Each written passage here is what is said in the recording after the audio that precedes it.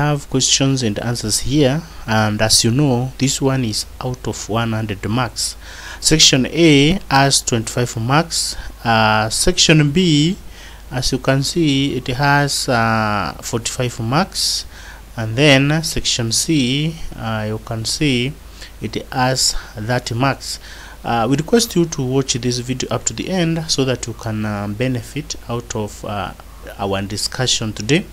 And you never know, some of questions here can be repeated in your KCSE or the exam that you are waiting for, maybe in term 1, term 2, term 3, or even in your CAT. So if this is your first time to watch our videos, kindly subscribe to this channel and like this video. To the subscribers, we really want to thank you guys for the support that you've given us. Section C, 30 marks.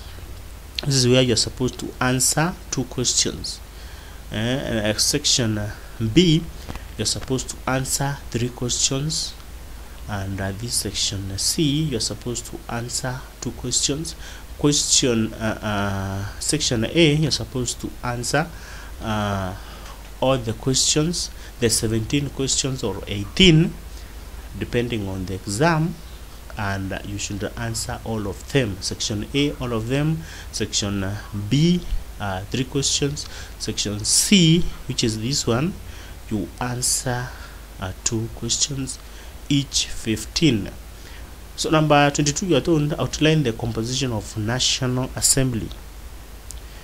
It has 290 elected members representing constituencies, 47 women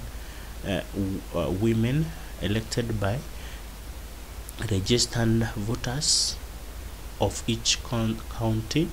Number elected, 47 women elected by registered voters of each county, 12 members nominated by the parliamentary parties to represent special interest groups. Next, the speaker, who is an ex-officio member.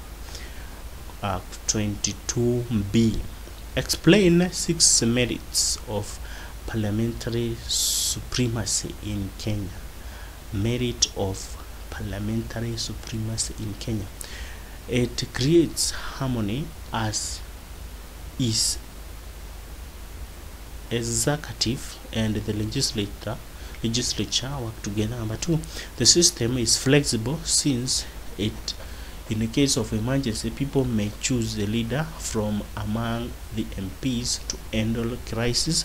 Next, it makes the cabinet act more responsively, as their actions are monitored by the parliament. Next, it allows citizens to participate in a governing process by electing representatives. Next, it acts as a training ground for future leaders.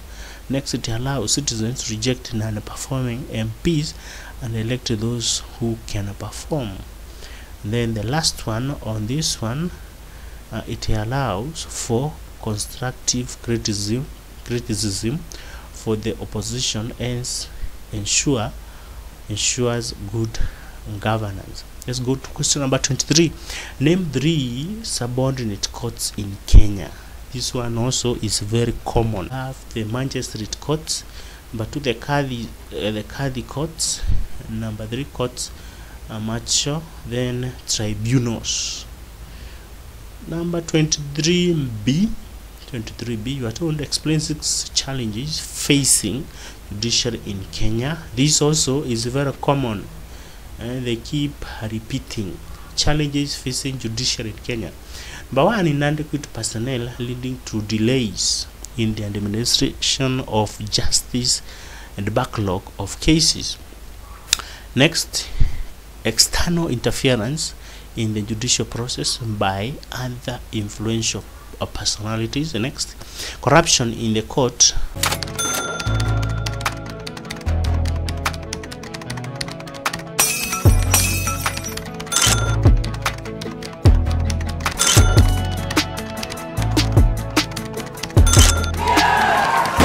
Of law, which results into unfair ruling. Next, high court fees, which limit public access to court. Next, poor terms of service and working conditions of some members of judiciary make it difficult for them to administer justice.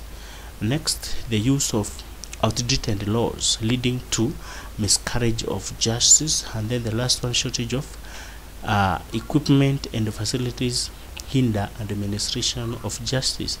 And there is another one, it has emerged with this bottom-up regime, the Kenya Kwanza, the delay of salaries for the judges. Chief Justice OCJ was saying some have not been paid for 6 months as we talk. Question number 24, identify 3 domestic sources of revenue for the county government in Kenya. 3 domestic sources of revenue for the county government in Kenya. Number 1, equitable shared national revenue. Number 2, county's own revenue. Number 3, conditional and unconditional grants from the national government. Next, the loans from the capital market. The last one, grant from local and external markets. This question is also a very common. You should master it, because now we have county government in operation. They can ask, where do they get money or the resources to do their work? Let's go to this other question. This is question B, that is 24B. We are told to explain 6 reasons why the government of Kenya prepare national budget annually. Why do we have to prepare national budget each and every year? What is the reason for that? Number 1, it enables the government to explain to the public the tax structures. Number 2, it enables the government to source for revenue for its activities and the programs. Next, it enables the government to identify ways to spend its revenue without wastage. Next, it enables the government to prioritize development needs in the country. Next, it provides valuable information to the people interested in investing in the country. This is where, if the government wants to invest in school or in education, people can now look at the opportunity of investing, like now building of the schools, or maybe supplying materials. Next, it creates confidence among foreign countries and financial institutions. Next, it enables the government to assess its performance in the previous year and improve where possible. Next, it enhances accountability and transparency on the side of the government in the eyes of the public. Next, it ensures there is a balance in the country's revenue and expenditure, hence avoiding budget deficit. Next, enables the government to set aside some funds to use in case of emergencies in a course of the financial year. We are through with this video. We thank you so much for watching up to the end. If you have not yet subscribed to this channel, kindly take this take this opportunity, 1 second or 2, subscribe to this channel, like this video, and it will be recommended to other viewers across the world.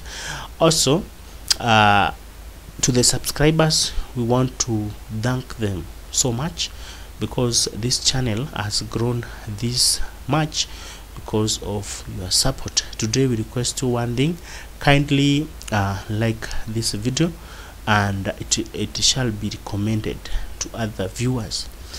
Until next time, goodbye.